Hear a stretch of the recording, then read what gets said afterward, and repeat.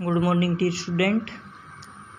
आज का जो हमारा टॉपिक है वो है electric field intensity at any point due to a short electric dipole.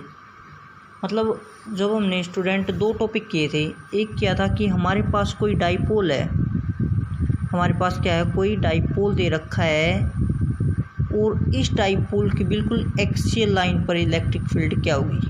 पहला टॉपिक था हमारा ये। दूसरा टॉपिक हमने किया था कि ये जो हमारे पास डाइपोल है इसकी जो इक्वेटोरियल पोजीशन है इस पॉइंट पर इस डाइपोल के कारण इलेक्ट्रिक फील्ड इंटेंसिटी क्या थी। ये दोनों टॉपिक स्टूडेंट हम कर चुके हैं। मतलब ये तो हो गया एक्सियल लाइन पर और ये हो गया इक्वेटोरियल लाइन पर। अब हम निकालेंगे कि electric field intensity at any point, मतलब यहाँ पर भी हो सकता है वो पॉइंट, यहाँ पर भी हो सकता है, यहाँ पर भी हो सकता है, यहाँ पर भी, यहाँ पर भी, यहाँ पर भी, वो पॉइंट कहीं भी हो सकता है स्टूडेंट। तो उसके लिए इलेक्ट्रिक फील्ड इंटेंसिटी क्या होगी। फिर हम क्या करेंगे, जो भी हमारे पास फॉर्मूला आएगा उसमें क्या करेंगे, जो एंगल है हमारा, मतलब अगर हम स्टार्टिंग में क्या लेके चलेंगे, हम स्टार्टिंग में मान लेते हैं जो पॉइंट हमारे पास है वो यहाँ पर मान कर चल पड़ते हैं, यहाँ पर अज्यूम कर लेते हैं। ठीक है स्टूडेंट। तो यहाँ पर जब हम अज्यूम करते हैं तो जो ये हमारे पास देखो डाइपोल के साथ ही बिल्कुल सेंटर से यहाँ से डाइपोल के साथ क्या एंगल बना रहा है, थीटा एंगल बना रहा है। क्या बना रहा है, एंगल थीटा बना रहा है। और जब मैं क्या करता हूँ, जब मैं एक्सियल पर निकाला था, जब मैंने जो इलेक्ट्रिक फील्ड इंटेंसिटी वो एक्सियल पर चेक की थी, तो ये थीटा एंगल कितना हो जाएगा, ज़ीरो हो जाएगा। क्योंकि जो ये पॉइंट है ये मैंने कहाँ पे ले लिया, यहाँ पे बिल्कुल डाइपोल के साथ। तो ये एंगल थीटा कितना हो गया, ज़ीरो हो गया। जब मैं +1 यहाँ पर लेता हूँ तो ये वाली लाइन ये कैसे लिखेंगे हम, ऐसे बिल्कुल सीधी। तो डाइपोल के साथ एंगल क्या बनाएगा, 90। तो लास्ट में जब हमारे पास इससे फॉर्मूला आ जाएगा तब हम क्या करेंगे, वहाँ पर एक बार थीटा की जगह पे 0 पुट करेंगे और एक बार थीटा की जगह पे 90 पुट करेंगे। अगर 0 और 90 पुट करने से हमने जो पहले फॉर्मूले निकाल चुके हैं एक्सियल और इक्वेटोरियल के लिए, अगर वही सेम आ जाते हैं तो हमारा फॉर्मूला क्या होगा, बिल्कुल करेक्ट होगा। तो देखो स्टूडेंट, वहाँ पर तो हमने सीधा निकाल दिया था कि एक्सियल और इक्वेटोरियल के लिए कोई प्रॉब्लम नहीं आई थी। लेकिन यहाँ पर क्या है, यहाँ पर मान लेते हैं इस पॉइंट पे हमें निकालना है, तो यहाँ पर मैं इस पे यूनिट चार्ज +1 मान लेता हूँ। ठीक है स्टूडेंट। तो यहाँ पर क्या स्टूडेंट, मेरे को निकालने में थोड़ी प्रॉब्लम हो गई। अब उस प्रॉब्लम को हम सोल्व कैसे करेंगे वो देखो स्टूडेंट। यहाँ पे ये हमारे पास क्या है, एक डाइपोल दे रखा है जिसकी डायरेक्शन है इस तरफ, P। किसे डिनोट करते हैं हम, P से डिनोट करते हैं। हम एक्सियल और इक्वेटोरियल के तो निकाल चुके हैं, लेकिन ये जो हमारा +1 है, ये जो पॉइंट चार्ज है, ये ना एक्सियल पर लाइन करता है और ना इक्वेटोरियल पे लाइन करता है। अगर हम कुछ ऐसा करें कि जो ये हमारा पॉइंट है, ये वाला पॉइंट, ये एक्सियल पर भी लाई करे और इक्वेटोरियल पे भी लाई करे, दोनों पे लाई करे, तो हमारा जो ये टॉपिक है बिल्कुल ईजी हो जाएगा स्टूडेंट। और इस टॉपिक को ईजी करने के लिए हमें क्लास 11th की हेल्प लेनी पड़ेगी। 11th में हमने क्या पढ़ा था स्टूडेंट, हमने पढ़ा था रिजोल्यूशन ऑफ कंपोनेंट्स। मतलब हमारे पास कोई भी वेक्टर दे रखा है उसके कंपोनेंट बनाना, रिजोल्व करना, किसी भी वेक्टर को रिजोल्व करना। जिसमें हम क्या करते थे, उसको मान लेते हमारे पास कोई ए वेक्टर है, अगर उसको हम रिजोल्व करते हैं तो ए कोस थीटा और ए साइन थीटा में रिजोल्व करते थे। तो यहाँ पर स्टूडेंट देखो हमारे पास क्या है, पी क्या है, एक वेक्टर है। अगर इस पी को मैं रिजोल्व कर लेता हूँ ना, तो हमारा काम बिल्कुल आसान हो जाएगा स्टूडेंट। तो देखो कैसे रिजोल्व करेंगे, ये देखो हमारे पास ये वेक्टर दे रखा है, इसकी डायरेक्शन है इस तरफ, और हमें पता है कि थीटा के साथ हमेशा क्या बनता है, पी कोस थीटा। क्या हो जाएगा ये, पी कोस थीटा। हमने क्या किया, जो हमारे पास ये था डाइपोल, इसको रिजोल्व कर लिया। एक तो गया पी कोस थीटा में, इसको थोड़ा बड़ा कर देते हैं। ठीक है। और एक क्या करेंगे, पी साइन थीटा में। और पी साइन थीटा किस प्रकार लिखेंगे कि पी कोस थीटा और पी साइन थीटा के बीच में कैसा एंगल बने, 90 डिग्री का एंगल बने। तो ये हमारा क्या हो जाएगा स्टूडेंट,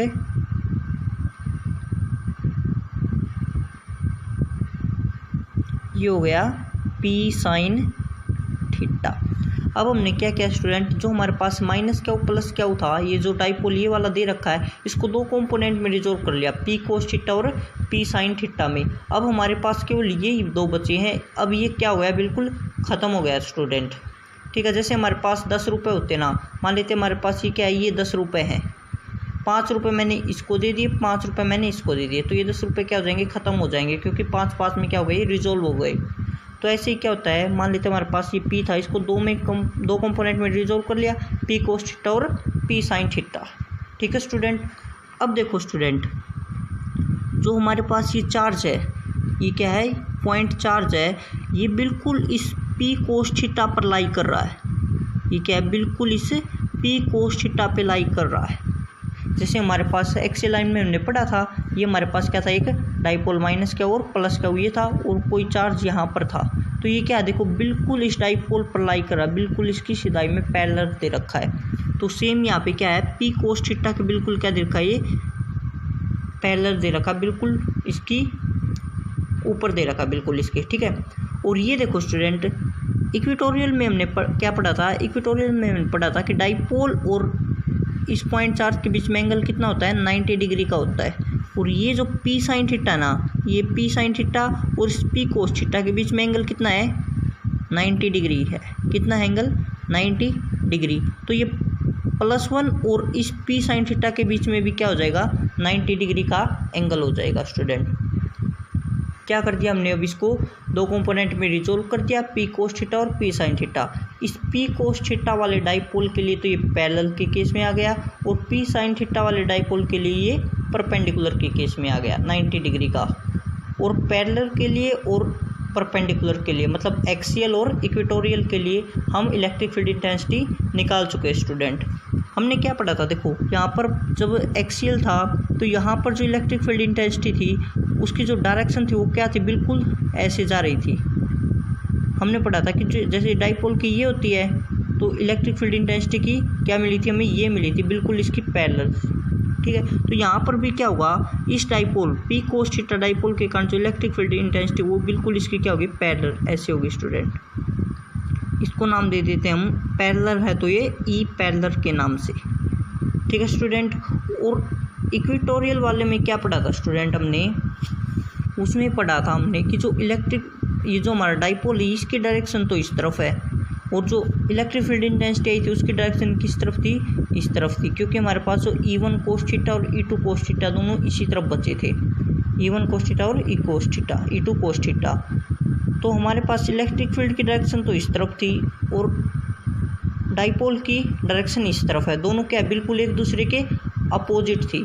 तो ये देखो पी साइन थीटा के लिए और +1 दोनों क्या कर रहे हैं, परपेंडिकुलर का काम कर रहे हैं। तो यहाँ पर क्या हो जाएगा स्टूडेंट, पी साइन थीटा के लिए, पी साइन थीटा की डायरेक्शन किस तरफ है, इस तरफ है। तो हमारे पास यहाँ पर इलेक्ट्रिक फील्ड की डायरेक्शन क्या होगी, बिल्कुल इसके अपोजिट होगी स्टूडेंट ऐसे, क्योंकि हमारे पास इक्वेटोरियल में क्या कंडीशन बनी थी, इक्वेटोरियल में हमारे पास कंडीशन बनी थी कि जो इलेक्ट्रिक फील्ड की डायरेक्शन है वो क्या इसके बिल्कुल अपोजिट है। तो ये क्या हो जाएगी ऐसे, और ये 90 डिग्री के कारण आई तो इसका नाम क्या हो जाएगा, ई परपेंडिकुलर नाम दे देते स्टूडेंट। ठीक है स्टूडेंट, डायग्राम समझ में आ गया। अब कुछ नहीं है, अब थोड़ा मैथमेटिकल पोर्शन लिखना है, जो था वो सारा का सारा इस डायग्राम में था। देखो स्टूडेंट, हम निकाल रहे हैं शॉर्ट इलेक्ट्रिक डाइपोल के लिए। शॉर्ट इलेक्ट्रिक डाइपोल मतलब आइडियल डाइपोल के लिए। तो हमारे पास एक्सियल लाइन के लिए जो इलेक्ट्रिक फील्ड इंटेंसिटी थी वो क्या थी स्टूडेंट, वो थी हमारे पास 2p डिवाइड बाई 4πε0 r³। ये थे स्टूडेंट। हम यहाँ पे p लिखते थे वहाँ पर, क्योंकि हमारे पास जो डाइपोल था उसको हम p मान कर चलते थे, लेकिन यहाँ पर डाइपोल क्या है, p कोस थीटा स्टूडेंट। तो यहाँ का जो डाइपोल वो क्या हो जाएगा, p कोस थीटा। ये था स्टूडेंट एक्सियल के लिए electric field intensity due to equatorial position पर डाइपोल के कारण। देखो ई परपेंडिकुलर क्या हो जाएगा स्टूडेंट, ऊपर था हमारा p डिवाइड बाई था 4πε0 डिवाइड बाई r³। ऊपर P लिखते थे क्योंकि हमारा जो डाइपोल था वो P से शो होता था वहाँ पर इस डाइपोल के कारण, लेकिन अब किसके कारण ये आया है, ये P साइन थीटा के कारण आया है। तो क्या हो जाएगा, P साइन थीटा। ठीक है स्टूडेंट, ये आ गया हमारे पास पैरेलल के लिए, ये आ गया परपेंडिकुलर के लिए, दोनों आ गए स्टूडेंट। अब हम क्या निकालेंगे, अब हम निकालेंगे net electric field. Net electric field, net electric field में देखो स्टूडेंट क्या हुआ, ये हमारे पास एक वेक्टर इस तरफ जा रहा है, एक वेक्टर इस तरफ जा रहा है, दोनों के दोनों क्या है, एक ही पॉइंट से निकल रही हैं।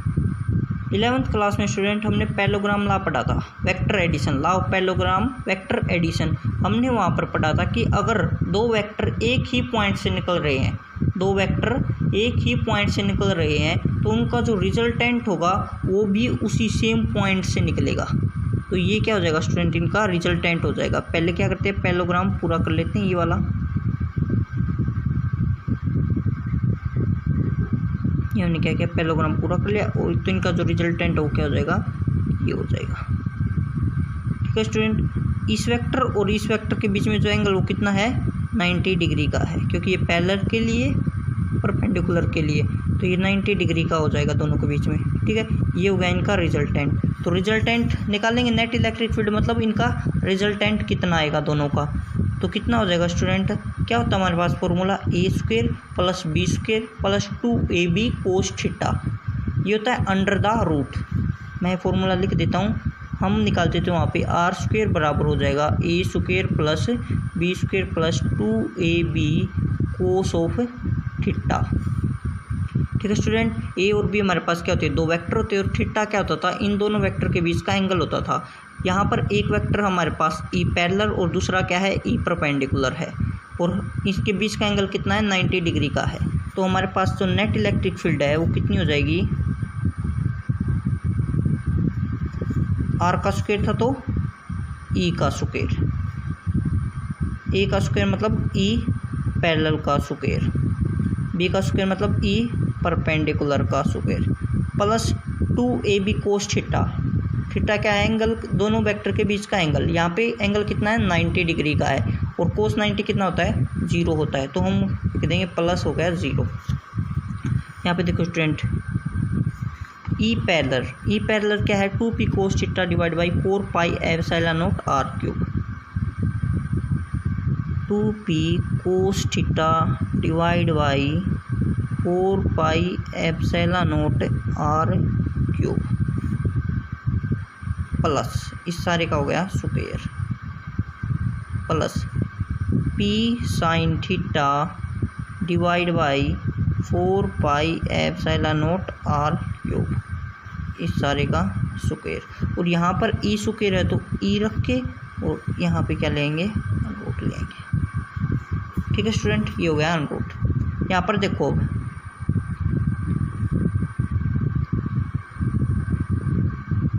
2p, यहाँ से p कॉमन आ रहा है बाहर, यहाँ से भी p कॉमन आ रहा है, 4 एप्सिलॉन नॉट आर क्यूब बाहर, 4 एप्सिलॉन नॉट आर क्यूब बाहर हो जाएगा, और ऊपर जैसे स्क्वायर हो गया, यहाँ पर भी स्क्वायर है, लेकिन सारे के ऊपर क्या है, अनरूट है, तो ये जब बाहर निकालेंगे तो स्क्वायर से अनरूट इनका कैंसिल हो जाएगा, तो बाहर हमारे पास क्या बचेगा, p divide by 4 epsilon naught r cube, क्योंकि इनके ऊपर स्क्वायर होगा, स्क्वायर के रूप में बाहर निकलेंगे, और फिर इनके ऊपर अनरूट होगा, तो स्क्वायर से अनरूट इनका कैंसिल हो जाएगा, और अंदर बच जाएंगे हमारे पास 2 कोस थीटा इसका स्क्वायर प्लस साइन थीटा इसका स्क्वायर, और इस सारे की पावर 1/2 लिख लेता हूँ मैं अनरूट की जगह पे।